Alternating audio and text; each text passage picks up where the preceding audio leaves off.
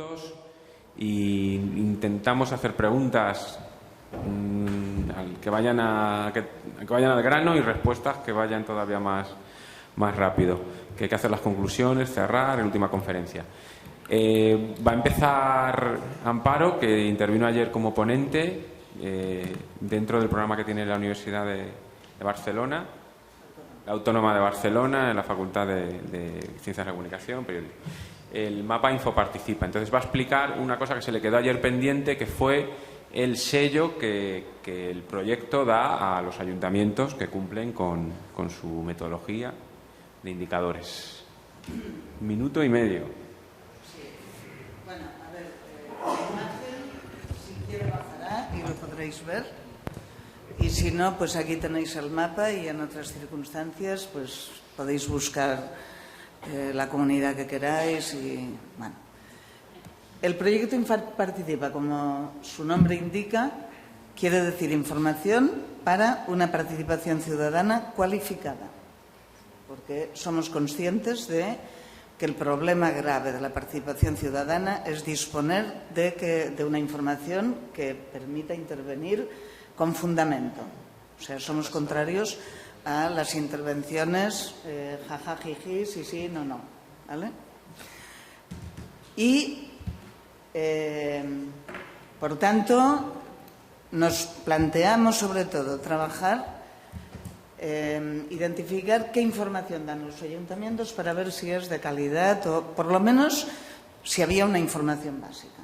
Porque finalmente esto es lo que estamos haciendo, evaluar si al menos hay una información básica que responda a 4 preguntas: quiénes son los representantes, cómo gestionan, cómo informan y si permiten participar.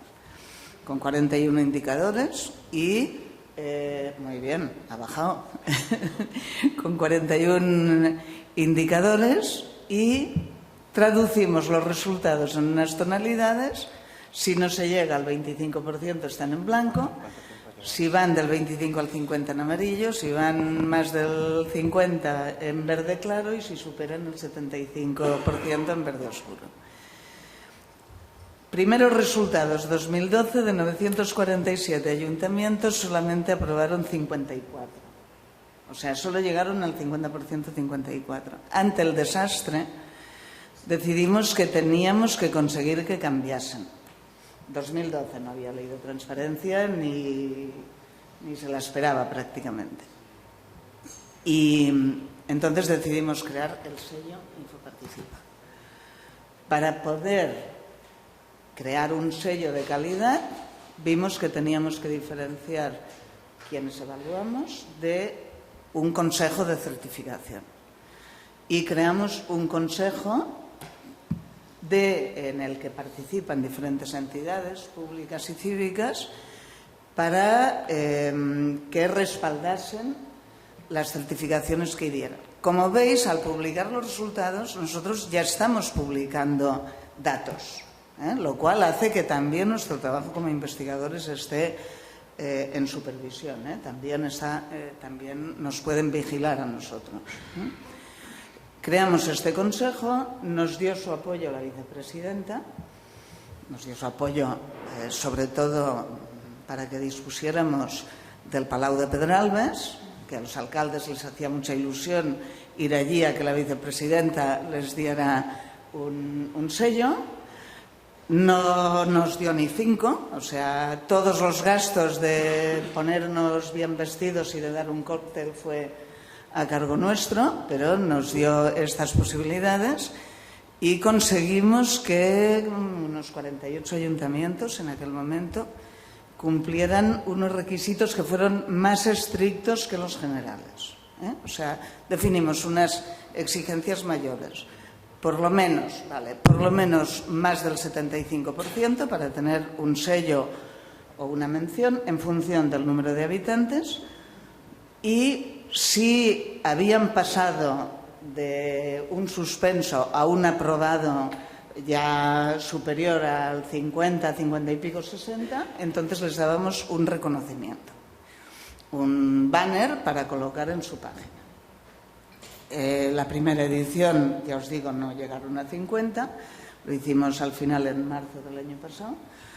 Y hemos hecho la segunda edición en noviembre de 2014, porque como tenemos estos calendarios políticos tan complicados, especialmente allí, pues al final lo hicimos en noviembre de 2014 y ahí pasamos ya a casi 80 sellos, de los cuales además muchos ya tenían una puntuación muy elevada, y pasamos de 3 que inicialmente tuvieron el 100 a 20 que ya tenían el 100.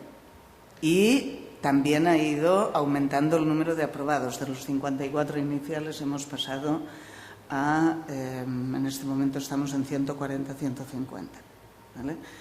En Aragón no lo vamos a bajar ahora. Hacéis la búsqueda. El panorama es bastante... A ver, hay mucho que hacer. Y la persona que tenemos en Zaragoza trabajando, Nerea Badilla, el equipo de la Universidad de San Jorge, como se han empeñado en mejorar, van a entregar el sello después de Semana Santa. Están trabajando para ello, para conseguir que por lo menos los ayuntamientos se pongan las pilas y pasen del 75 a algunos, o si no, por lo menos que pasen aprobado. Y en otras comunidades, en otro momento, también lo intentaremos hacer, ¿vale? Cualquier... Exactamente, o exactamente a través del contacto también os podéis. Como veis, los que tienen sello les hemos hecho una distinción especial. Tienen un puntito rojo en medio. ¿Vale? Muchas gracias, Amparo. Preguntas de la audiencia. ¿No se anima nadie? No, sí, yo Venga. no me resisto a hacer más que una pregunta, un comentario incluso. Yo cuando has explicado todo el proceso y has planteado que los periodistas no fueron a los talleres, a mí como periodista, como profesora de periodista, como miembro del colectivo, no me cae la cara de vergüenza porque ya hace muchos años que sé qué es lo que está pasando con el periodismo, ¿vale? Pero me continúa pareciendo horroroso. Nosotros teníamos mucho interés en que asistieran los medios de comunicación, interés e ilusión, porque al final, insisto, como decía anteriormente, van a ser los grandes usuarios de la información que se vaya colgando en los portales de transparencia. Entonces nos quedamos así un poco, se convocaron a, que no mienta, creo que fueron 15 medios de comunicación, prensa escrita, radio. Nadie vino. Ahora vamos a intentar hacer un segundo ataque, y es que cuando se apruebe la ley vamos a elaborar, tenemos ya un plan de formación y sensibilización, y una de las diferentes medidas de este plan es el formar a los medios de comunicación que sepan interpretar, no vamos a dirigirles ni mucho menos, sino que sepan cómo buscar información y su interpretación totalmente libre. A ver si en esta segunda intento no responden. ¿Había una pregunta? Hola, bueno, mi pregunta iría dirigida a Sergio y es, bueno, ahora que acaba de salir la ley de transparencia en Aragón, ¿cómo? Esa todavía no, vale. Se apruebe. Bueno, pues se apruebe, ¿no? ¿Cómo va a afectar, cómo se prevé que afecte a Aragón Participa? ¿Cómo se va a influenciar? ¿Se va a potenciar? ¿Se fomentará? ¿O que nos cuentes el futuro? Vale. Hemos dicho preguntas breves y respuestas rápidas. Minuto y ¿no? medio. Minuto y medio.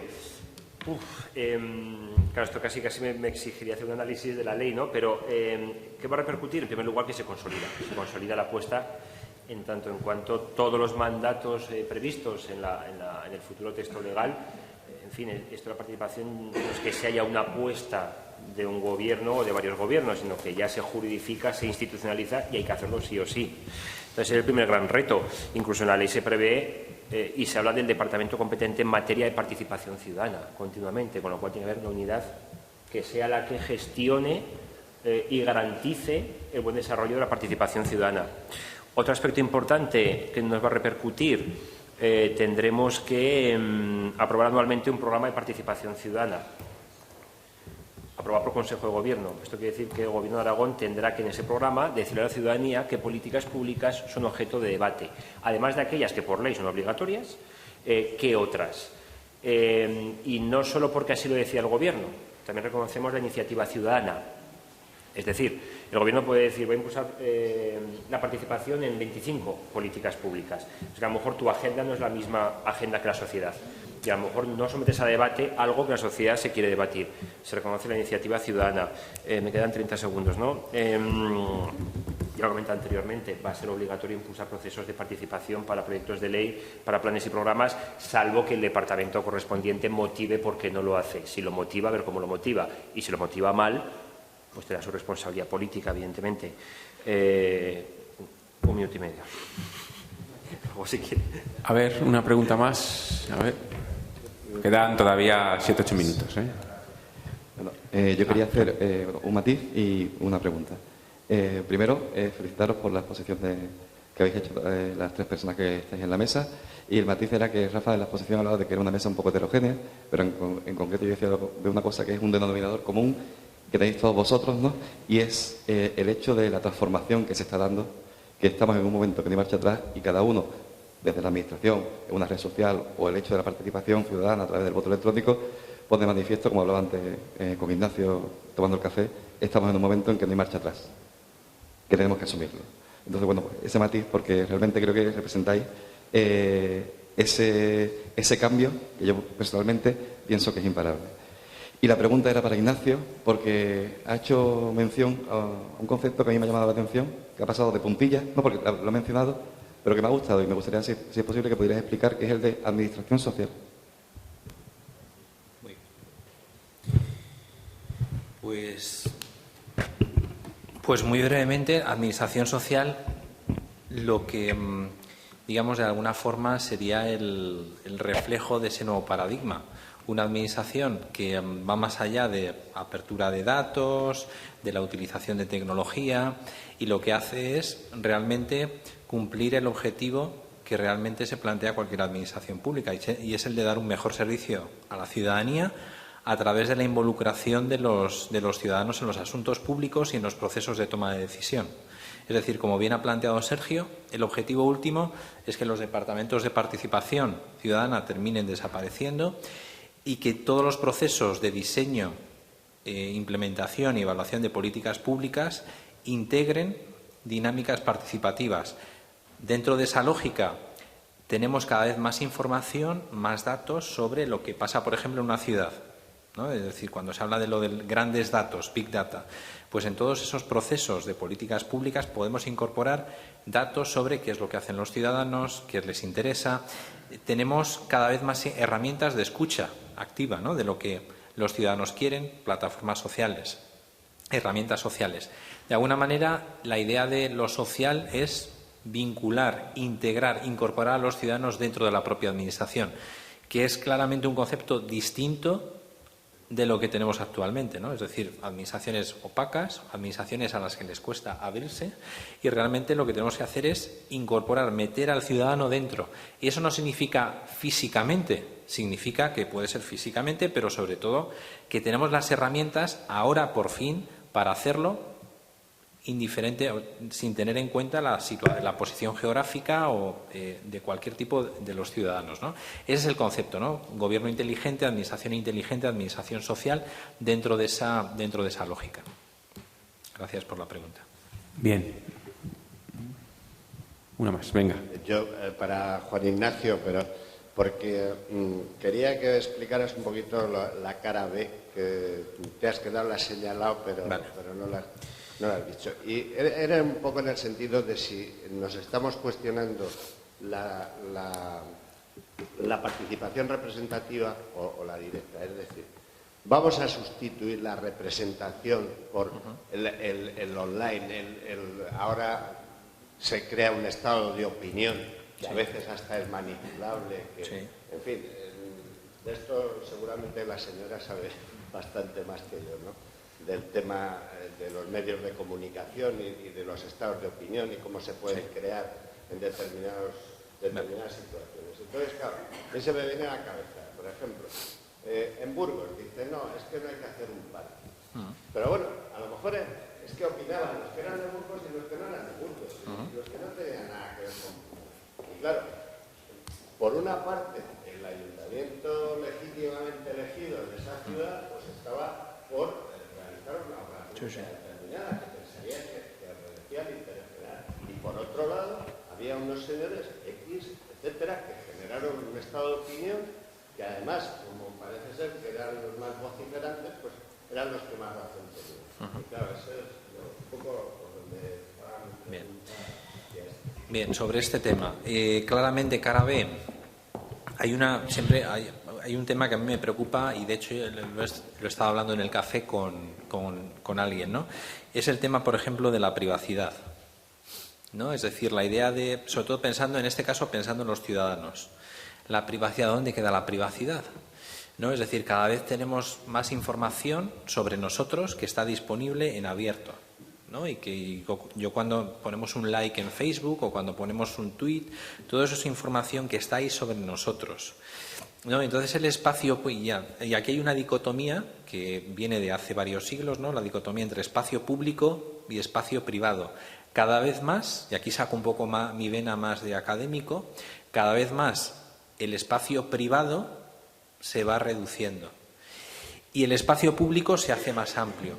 Claro, esto desde el punto de vista de cómo vivimos, cómo interaccionamos, pues tiene su complejidad si no sabemos gestionar bien ese espacio que es público, cada vez más público, y de alguna manera esa reducción de nuestra privacidad, de nuestro espacio más reservado. Esto también, de alguna forma, también se puede aplicar a las administraciones públicas, donde efectivamente con este ejercicio de transparencia que le estamos demandando, efectivamente su espacio de privacidad se recorta y ahí nos encontramos con un reto en la medida que ¿cómo gestionamos esto?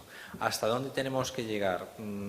Esto desde el punto de vista de cómo se toman las decisiones, qué implicaciones tiene, ¿no? Ahí hay un reto importante. Y, por supuesto, eso que mencionaba usted sobre la digamos, la inmediatez, ¿no? Es decir, en redes sociales es cierto, un valor muy importante es el de la inmediatez, tomar decisiones a veces en caliente, porque nos lo está exigiendo la ciudadanía, ¿no? Entonces, ese reto de que el más vociferante es el que se va a terminar imponiendo, de alguna manera esto se puede resolver precisamente con esa idea de comunidad.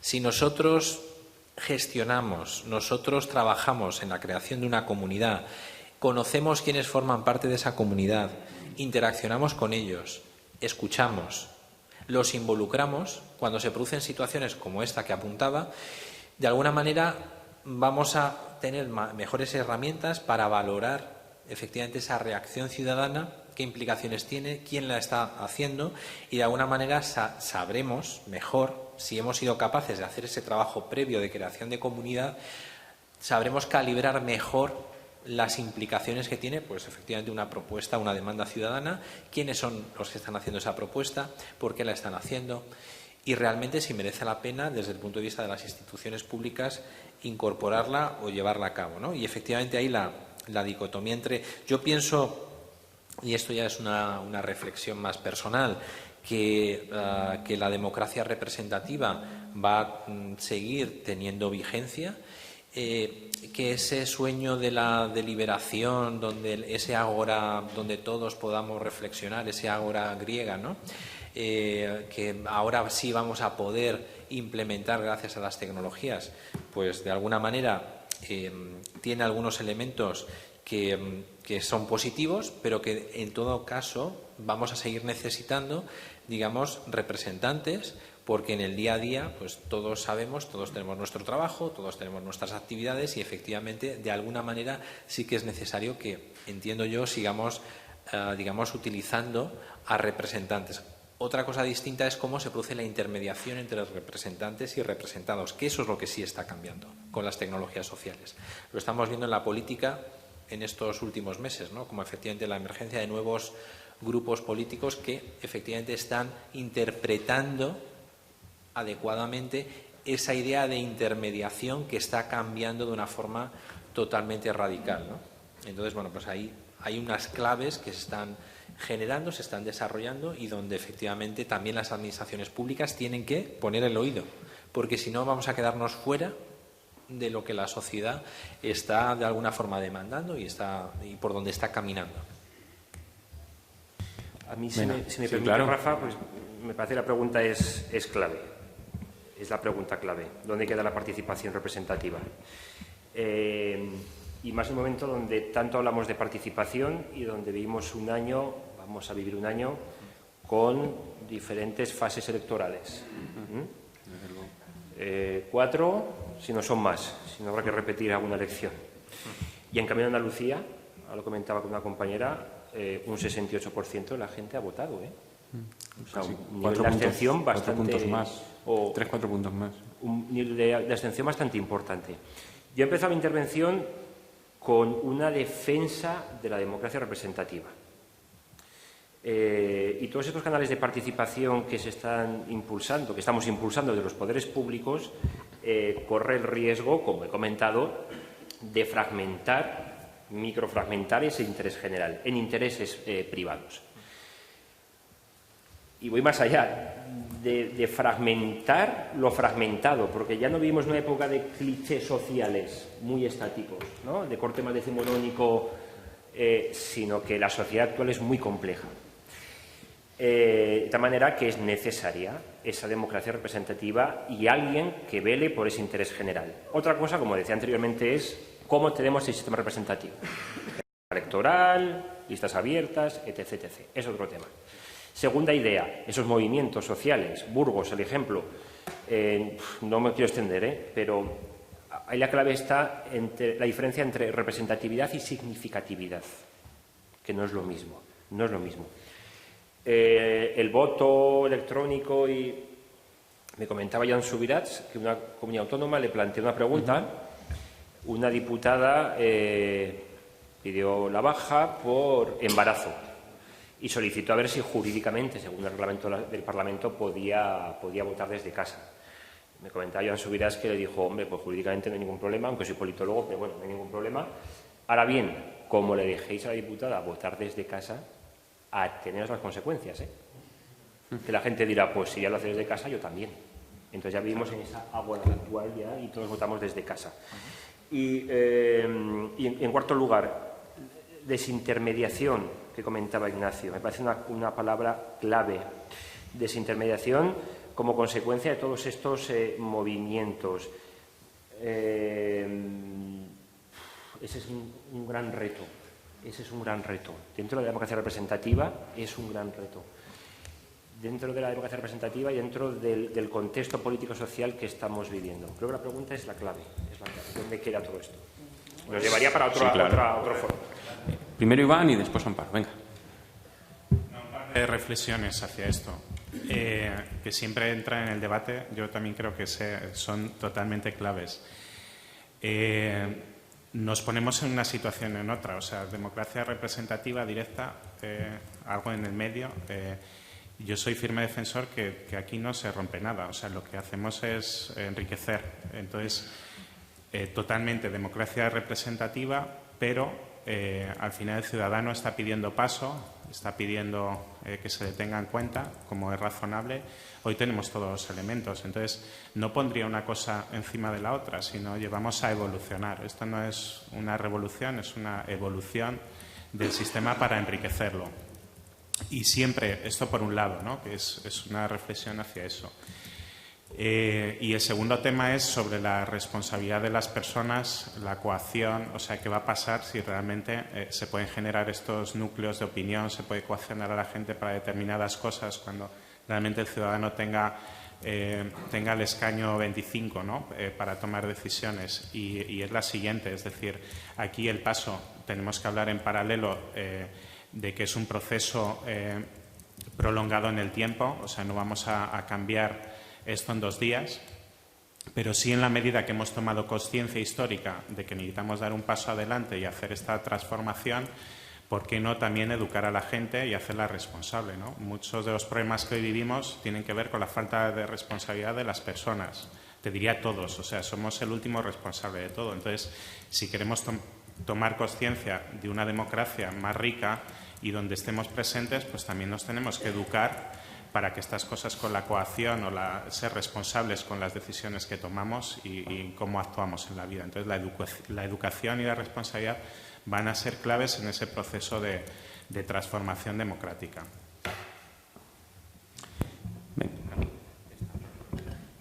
Bueno, coincido bastante en que no estamos eliminando una cosa. O sea, yo creo que no hay dicotomía entre democracia representativa y participación ciudadana. No hay una dicotomía. Lo que pasa es que tenemos un sistema de democracia representativa que se ha anquilosado, que se ha empobrecido, que está viciado. Una pieza fundamental del vicio está en los propios partidos y en los aparatos de los partidos. Por lo tanto, aquí estamos hablando desde instituciones, pero donde hay que hurgar es en el funcionamiento de los partidos. Cuando nosotros no encontramos en las webs la información sobre nombre, apellido, foto, partido y biografía de los representantes políticos, es porque hay la opacidad de cómo se construyen las listas en las agrupaciones locales, que normalmente son espacios feudales, ¿vale? Y sobre esa estructura se construye la corrupción. Entonces, no hay dicotomía. Lo que queremos es profundizar y mejorar la democracia. Infoparticipa, el proyecto inicial que tenemos en el cajón a la espera de poderlo hacer, el objetivo es que la gente pueda hacer seguimiento y evaluar la acción de los gobiernos. Este era el objetivo inicial, no era que la gente, o sea, no era cambiar la democracia representativa, sino que la democracia representativa funcione de manera que los ciudadanos puedan elegir con criterios de calidad quiénes les están gobernando y cómo están gestionando sus recursos. Y después puedes decir, pues ahora además vamos a intervenir, pero claro, cuando tú has hecho una campaña electoral, has hecho un programa electoral y al día siguiente de las elecciones, en lugar de ponerte a pensar cómo aplicas ese programa, lo que hacen todos los que han salido es cómo se reparten las sillas de esa administración y de las otras que vienen para más para arriba, que esto es lo que mayoritariamente está sucediendo. Tenemos un problema muy grave que alimenta mucho la corrupción. Y eso es lo que hemos de cambiar, esa es la limpieza interna que hemos de hacer y para eso es necesario procesos de disponer de información, de funcionamiento de partidos, de administraciones y saber exactamente por qué esta lista que solamente me permiten votar una lista y por este orden, porque ya se han peleado interiormente entre ellos y el que se ha hecho el dueño de la agrupación local ha decidido quién va el primero porque es al que quiere favorecer o porque ha decidido que la que ha puesto segunda para demostrar que hace concesiones de género la ha puesto para que le haga la corte muchas veces, ¿no? Yo creo que esos vicios son los que hemos de desterrar, pero que no hay una dicotomía, hay un enriquecimiento y una mejora, ¿no? No puede haber dicotomía básicamente porque no podemos participar en todo. Siempre van a ser necesarios unos representantes. Es decir, y lo siento mucho, a lo mejor siento ser tan duro, pero no todo el mundo puede participar sobre los presupuestos autonómicos, ni sobre el plan de gestión de residuos. Yo, que trabajo en la administración pública, no sé si podría participar de verdad en un documento tan complejo y tan técnico como es el presupuesto público. Explicar a la gente lo que es una modificación presupuestaria, un crédito ampliable, la deuda pública. Siempre hace falta ahí una representación que vele además por ese interés general utópico, si queréis, ¿no? Otra cosa es si los 67 diputados del Parlamento aragonés están preparados para debatir sobre el plan de residuos. Eso es otra historia también, ¿eh? Pero insisto que esto daría mucho de qué hablar, ¿no? Iríamos al sistema electoral, ¿no? Como elegimos. No hay dicotomía. Hay que mejorar el funcionamiento, abrir esos espacios, ¿no? Siempre como complemento, que se sepa lo que se hace, cómo se hace, transparencia en definitiva. Y en el tema de transparencia, por no hablar tanto de participación, creo que uno de los grandes retos es distinguir entre transparencia y transparencia accesible. La administración pública ya es transparente, podría ser mucho más transparente, pero la ley de contratos, la ley general de subvenciones, la ley de convenios, etc., nos obliga a publicar muchas cosas, y más que se tiene que publicar. El tema es que esa transparencia sea accesible, porque si no vamos a pasar del carácter burocrático de la administración pública, de esos pasillos burocráticos del edificio administrativo, al carácter burocrático de las páginas web, de los portales. Y esto me lleva a dos ideas muy rápido. El reto de, ojo, que paradójicamente en la sociedad de la información se puede generar más opacidad, lo dejo encima de la mesa.